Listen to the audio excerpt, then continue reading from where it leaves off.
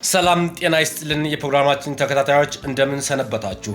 በዛሬው ዕለት ይዘንላችሁ የመጣነው በ0503 2008 ዓ.ም የመሰረት ድንጋይ የተጣለው የድልብዛ ቴክኒክና ሙያ ማሰልጠኛ ኮሌጅ ሁለንተናዊ ገጽታ ሲሆን ወደ ተግባር የገባው በ2011 ዓ.ም 18 አስተዳደር ሰራተኞች 9 አሰልጣኝ መምህራን በጥቅሉ 27 የሰው ኃይል ይዞ በመጀመር አሁን ላይ 25 አስተዳደር ሰራተኞችና 23 አሰልጣኝ መምህር በድምሩ 48 የሰው ኃይል በዲግሪ 8 በሁለተኛ ዲግሪ 3 የሚማሩ ተማሪዎች እንዳሉት ከኮሌጁ ያገኘነው መረጃ ሲሆን በቅርቡ ተመርቀው እንደሚመጡም ያገኘነው መረጃ ይጠቁማል።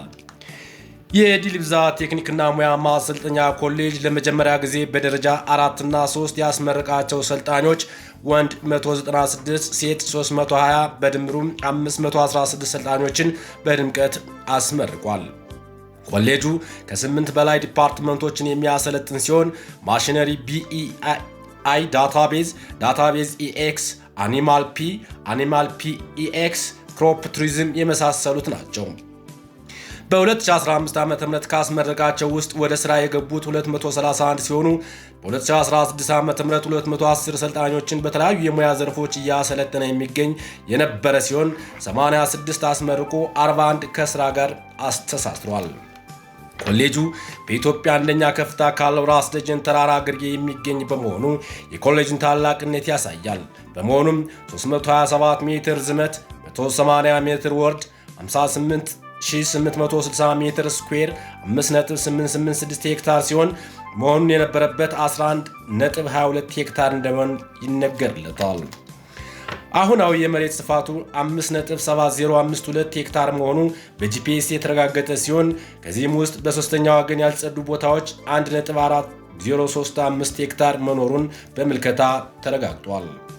ኮሌጁ የተለያዩ ስራዎችን ለማዘመን 33 የፈርኒቸር ማሽን በ6,231,633 ብር ከ50 ሳንቲም ብር የገዛ ሲሆን 22 የሰርቫይንግ ማሽን በ8,229,100 ብር በመግዛት ብቃት ያለው ዜጋ ለማፍራት እየሰራ መሆኑን የኮሌጁ ዲን አቶ ተስፋዬ አሰሜ ማብራሪያ ሰጥተዋል።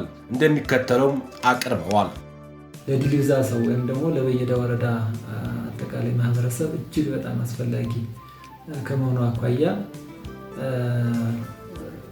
ማህበረሰቡ ባቀረቡ ጥያቄ መሰረት የማህበረሰቡ ጥያቄ የሚቀበሉ አስተዳደር ምክር ቤቱ መክሮበት ዘክሮበት አስፈላጊ ይሆናል ብለው ያው እንግዲህ ይህን ቦታ እንደሚታየው የድልብዛ ቴክኒክ ኮሌጅን ከልለው በቃለ ጉባኤ ያስቀምጠዋል። ሲከለል ያው እንግዲህ 5.7 ሄክታር ነው የነበረ። አሁን ቢሆን በዚያ ውስጥ ያለ የተወሰነ ኋላ ችግሮች መጣባቸዋለሁ። እዚያ መሰረት የመሰረት ድንጋይ የተጣለው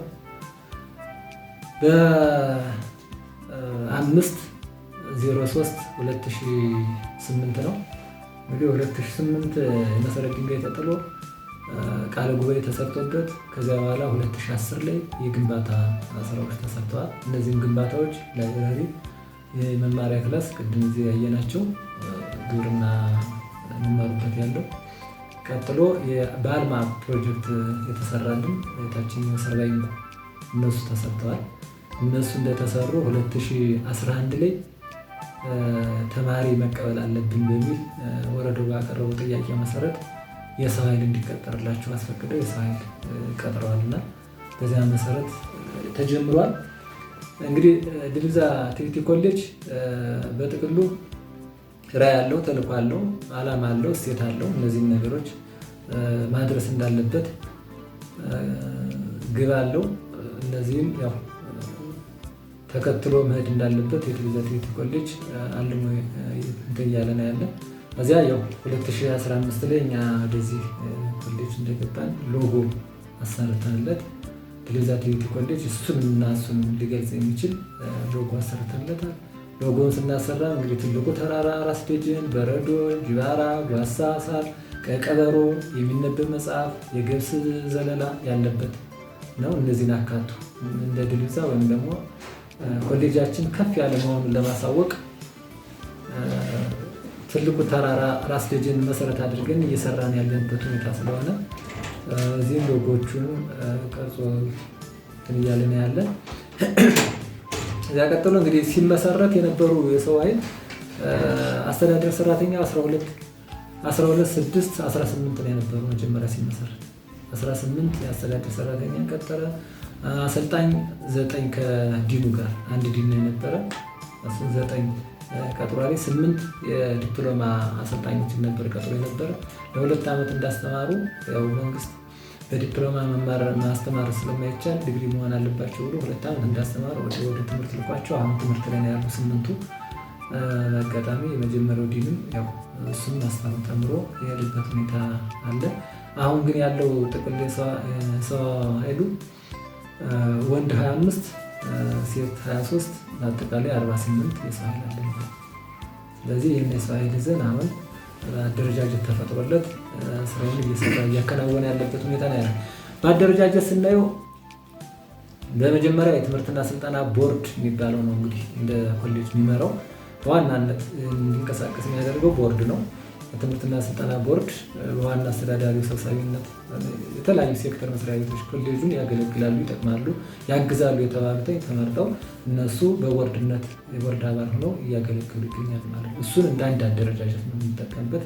ትምህርትና ስልጠና ቦርድ ተብሎ አንድ አደረጃጀት ነው። ቀጥሎ ዲን ነው። ቀጥሎ ምክትል ዲኖች አሉ። ቀጥሎ ደግሞ ዘርፍ አስተባባሪዎች አሉ። ከዚያ ቀጥሎ አሰልጣኞች አሉ። ከአሰልጣኞች ቀጥሎ ለዚህ ስራ ያፋጥናሉ የተባሉ የአስተዳደር ሰራተኞች አሉና ይህን አደረጃጀት ነው ይዘን ወደ ስራ የገባ ነውና ይህን አደረጃጀት ይዘን ወደ ስራ ስንገባ እንግዲህ እኛ ዳክ መሰረት አድርገን ወይም ደግሞ የአካባቢውን ኤንቫይሮንመንት አካባቢው ላይ ቢማሩት ለማህበረሰቡ ይጠቅማሉ የተባለውን የትምህርት ዘርፍ ነው ተመርጦ እንዲማሩ የሚደረገው። እነዚህ ትምህርቶች በሴክተር 3 ናቸው። በሴክተር 3 ስንል አግሪካልቸር አንደኛው ነው። ሌላው ኢኮኖሚክ ኢንፍራስትራክቸር ነው። ሌላኛው ሆቴል እና ቱሪዝም ነው። በእነዚህ አማካኝነት ሶስቱ ሴክተሮች አሉ። በሶስቱ ሴክተሮች ደግሞ አግሪካልቸር በጣም ሰፊ ነው። ከሰፊው ግን በትንሹ አኒማል ፕሮዳክሽን እና ክሮፕ ፕሮዳክሽን ነው የተፈቀደልን ዳክን መሰረት አድርጎ ስለሆነ የሚሰጠው። ዳክ ማለት ዲስትሪክቲቭ ኤሪያ ኦፍ ኮምፒቴንሲ ነው። ስለዚህ አካባቢውን መሰረት ያደረጉ ጥናት ተጠንቶ ለእኛ የተፈቀዱልን እንደ ድል ግዛት ቴክኒክ ኮሌጅ አኒማል ፕሮዳክሽን፣ ክሮፕ ፕሮዳክሽን፣ ሄልዝ እናስተምር እንል አንችልም፣ ኢሪጌሽን አንችልም፣ ተፈጥሮ ሀብት አንችልም። ምክንያቱም ተጠንቶ እንደ ክልል የተሰጠነ ስለሆነ በእነዚህና እነዚህ መሰረት አድርገን ማስተማር እንድንችል ነው የተፈቀደልን ነው። ሌላው ኢኮኖሚካል ኢንፍራስትራክቸር በእነሱ ስም ምን አለ? ቢልዲንግ ኤሌክትሪካል ኢንስታሌሽን አለ፣ ስትራክቸራል ወርክ ኮንስትራክሽን አሉ። እነዚህ አሉ። በዚህ ስር አይሲቲ አለ። አይሲቲ ደግሞ ኤችኤምኤስ እና ዳታቤዝ አለ። ስለዚህ በእነዚህ ተፈቅዶልን እያስተማርን እንገኛለን። ሆቴል ሶስተኛው ሆቴል ነው። በሆቴል ስር ደግሞ ቱር ጋይድ እና ፉድ ኤንድ ቢቨሬጅ አለ። ፉድ ጋይድን ያው አንድ ጊዜ አስተምረን ብለናል። በእነዚህ ተፈቅዶልን እያስተማርን እንገኛለን። እነዚህ መሰረት አድርገን ድል ግዛት ቴክኒክ ኮሌጅ እያስተማረ ይገኛል ማለት ነው። ስለዚህ በጥቅሉ መጀመሪያ 2011 ተማሪ ተቀብለናል። የሰው ኃይል ይቀጠርልን ልንከፍት ነው የሚል ያው እንዲከፈት ከማድረግ አኳያ 2011 ላይ ግንቦት መጨረሻ አካባቢ ነው ተማሪ የተመዘገበና 470 ተማሪዎች ነበር መጀመሪያ ሲጀምር ማለት ነው። 470 ተማሪዎችን ተይዞ ተጀመረ። ያው ትምህርት ብዙም እንትን አላለም። 2012 ላይ ግን የትምህርት መርሃ ግብሩ በውጤት ተኮሮ ተጀመረ ማለት ነው። ስለዚህ 2012 ላይ ተማሪዎችን ከ470 ላይ ተጨምረው 864 ተማሪዎች ተቀብሎ ሲያስተምር እንግዲህ የመጀመሪያው በጣም በርካታ ተማሪ ተቀበልን የተባለው 864 ነው። ይሄ 864 እንዴት ለዛልተን እንግዲህ ይሄ ማህበረሰብ እንደምታወቀው ከደባርቅ 142 ኪሎ ሜትር ነው ርቀቱ። የኢንፍራስትራክቸሩ ይታወቃል፣ ትራንስፖርት ይታወቃል፣ ሌሎች ነገሮች ተጽዕኖ ስለነበሩ ትምህርት የጠማው አካል ስለነበረ ያን ጊዜ ወዲያው ሲከፈትለት የተማሪው የመግባት አቅሙ በጣም ሰፊ ስለነበር ያን ጊዜ 864 ተማሪ ይዞ ያስተናግድ ነበር ማለት ነው። ስለዚህ 2012 864 ነው ነበር። 2013 ደግሞ የተወሰነ እየተንጠባጠበ 722 ሆነ። 2014 ላይ 718 የተወሰነ እየቀነሰ ነው የሚመጣው እዚያ በኋላ። ኮሌጁ በ2030 ዓ.ም በአገር አቀፍ ተወዳዳሪ በዓለም አቀፍ እውቅና ያለው ለህብረተሰብ ለውጥ የሚተጋ በተመረጡ ዘርፎች የሰለጠነና የፈጠራ የግኝት የልዕቀት ማዕከል ሆኖ ማየትና በጥናት ላይ የተመሰረተ የሥራ ገበያ ፍላጎትን መሰረት ያደረገ አዲስ የሰው ኃይል በማፍራት በራሱ ምርታማ በራሱ የሚተማመን በእውቀት በክህሎት በአመለካከት ብቁና በቴክኖሎጂ ስራው ወደ ላቀ ደረጃ በማሻገር የኢኮኖሚ የማህበረሰብ ችግሮችን በማህበረሰብ ተሳትፎ የሚፈታ ዜጋ ለማፍረት ሌት ተቀን የሚሰራ ኮሌጅ ነው።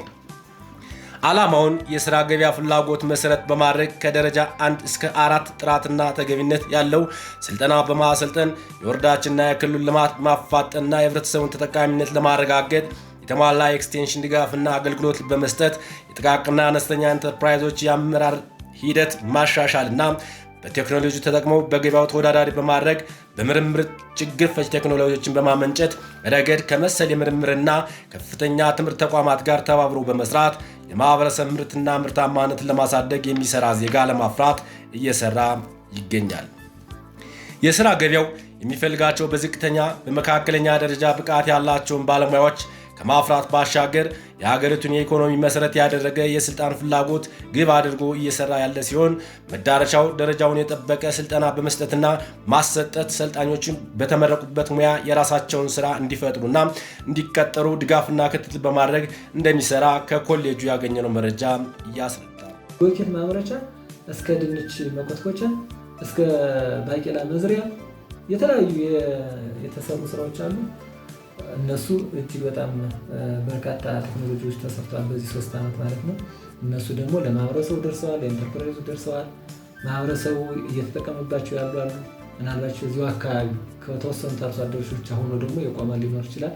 እሱን ክትትል እያደረግን ሀሌሎ መድረስ እንዳለበት ይሄ ከፍተኛ እንትን ያስፈልጋል ማለት ነው። ስለዚህ ኢንተርፕራይዞቻችን ለምሳሌ እንደ ዘንድሮ ብንወስድ 38 ነባር ኢንተርፕራይዝ አለን። አዲስ ደግሞ 6 ተቀብለናል። እነዚህ አሁን ሁሉም አሰልጣኞች ተከፋፍለው በቴክኖሎጂ በካይዘን በቴክኒካል እና በኢንተርፕረነርሺፕ መድረስ አለባቸው በሚል ተደራጅተው እየሰሩ ያሉበት ሁኔታ ነው ያለና ይህን ይመስላል። በአጠቃላይ አሁን በቴክኖሎጂያችን ስራ ላይ ወደ 106,523 ብር አፍርቷል ማለት ነው። ይሄ ያፈራማን ነው ከኢንተርፕራይዙ ነው። መጀመሪያ የኛ መምህራኖች ቴክኖሎጂ ይሰራሉ፣ ለኢንተርፕራይዙ ያስረክባሉ። ኢንተርፕራይዙ እየሰራ ለሌሎች አርሶ አደሮች ያስተላልፋል።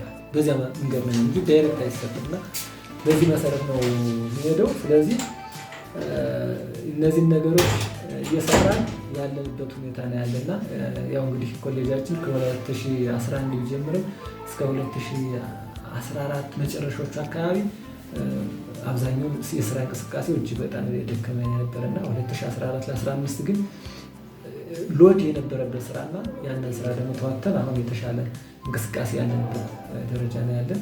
ስለዚህ በአጠቃላይ ኮሌጃችን ይህን ይመስላል።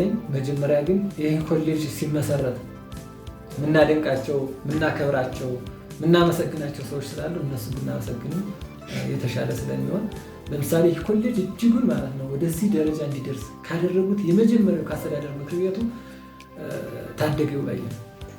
ታደገው ባየ ሳናመሰግን አናልፍም። እነ ቄስ ቀናዬ ሌሎቹም እንግዲህ ከዚህ ቀጥለው ሌሎቹም ዝሮ እንደ አስተዳደር ምክር ቤት ፈርመውበት አስበውበት ተወያይተውበት ነው። ግን ትልቁ ሚና የተጫወቱት እነዚህ ናቸው። ከዛ ቀጥሎ ኮሌጅ ላይ ስንገባ ደግሞ 2011 እንደነገርኩ 18 የአስተዳደር ሰራተኛ 9 የአሰልጣኞች ሲቀጠሩ እንደተቀጠረ ይህ ኮሌጅ የኔ ነው፣ ነገ ማህበረሰቡ ሊለውጥ የሚችል ነው፣ ስራ አጡን ወጣት ወደዚህ አስገብተን ስራ ፈጣሪ እናደርገዋለን የሚል አስተሳሰብ ኑሯቸው እጅግ በጣም ምንም አይነት ማቴሪያል በሌለበት ማቴሪያል እንዲመጣና ተማሪው ገብቶ ወደ ትምህርት ቤት ሀብሎ እንዲጀምር ያደረጉ እጅግ በጣም ከፍተኛ ሚና የተጫወቱት ለምሳሌ እንደ ጋሻው ብርሃኔና ሞገስ ስቡ ናቸው። እጅጉን በጣም ሚና የተጫወቱት በጣም ለነገ ሁላ መሆን አለበት ብለው ከተጫወቱት መካከል ነው። ሌሎችም ቢኖሩ እንደነሱ ይህንን ያህል መስዋዕት ያደረገና በጣም ስራቸውን፣ ጉልበታቸውን፣ ጊዜያቸውን ሁሉም ነገር ተጠቅመው ለዚህ ያደረሱት ብዬ ማስበው እነሱ ናቸው። ስለዚህ እኔ የመጣው ለምሳሌ 2012 ላይ ነው የመጣው። 2012 ስመጣ የተወሰነ እንትን ብሎ ነው ያገኙት። ለምሳሌ ያያቸው ድንቀፎች ምናምኖች እነዚህ ሰርቶ ማሳየት በሙሉ የተጀማመሩት ነው ያመጣው። ቦታውም ከሶስተኛ ወገን የጸዳ ነው ያልጸዳ ነው የሚለውን ነገር ሁሉ ያወቅነው እኔ ከመጣሁ በጥቅሉ ማለት ነው እንጂ ከብት የኔ ነው እያለ አርሶ አደሩ ዝም ብሎ ሲያርሶ የነበረ ሲያበሉ የነበረ ከብቱ ዝም ብሎ እየገባ የነበረ ምናምን ዝም ብሎ ሉዝ ነበር የነበረና ከዚያ በኋላ አስከልለን በዚህ በኋላ እንዳትገቡ ስንል የእኛን ማወቅ ነው የሌላ ሰው አለ የሚለውን ማወቅ ነው ለየ ነው ማለት ነው። ከዚያ በኋላ የአስተዳደር ምክር ቤቱ ጋር እንትን እያለ ያለንበት ሁኔታ ነው ያለና በጥቅሉ እጅግ በጣም ፈተና ነው ነበር። በነገራችን ላይ በጣም ብዙ ፈተናዎችን አሳልፈናል። እንደነገርኩ 800 ምናምን ተማሪ በነበረበት ሰዓት ያ ሁላ ሬጅስትራር ወደ ስራ አልተገባም ነበረ። ሌሎች የአስተዳደራዊ ስራዎች በሙሉ ወደ ስራ አልተገባም። ደሞዝ መክፈልና መምህራኖቹ ሲያስተምሩ ብለው ውጤቱን ዝም ብለው ወስድ ማስቀመጥ ብቻ እንጂ ወደ ሬጅስትራር ቋት አልገባም። ያንን ለማስገባት እጅግ በጣም ተፈትነን በጣም ተፈትነን ማለት ነው። እጅግ በጣም ትልቅ ፈተና ነው። ግን ያው እንግዲህ ፈተናውን ተዋጥተን 2015 ላይ ለማስመረቅ በቅተናል። ስለዚህ ያንን ትውልድ ስናስመርቅ ነው ስራዎቹ የተወሰነ እየቀለለ የመጣና ያን አስመርቀን 2016 ደግሞ 86ዎችን አስመርቀን ለዚህ ደርሰናል። በሚቀጥለው ደግሞ የተሻለ ነገር ተማሪ እናገኛለን ብለን እናስባለን። ኮሌጁ እየሰጠ ያለው አገልግሎት በተለይ ወደ ደባርቅና ወደ ሌላ ቦታ ይሄዱ የነበሩ ተማሪዎችን እዚሁ ወጫቸውን ቀንሶ እዚህ ያስቀርቷል። ቤተሰብ ማስተማር ሌላ ቦታ ያቃተውን እዚሁ ላይ ያስተማር ያስቀርቷል። በዚህ አገልግሎት እየሰጠ ነው። ይህ ኮሌጅ ማህበረሰብ አቀፍ ኮሌጅ እንደመሆኑ ብዙ አገልግሎት እየሰጠ ይገኛል።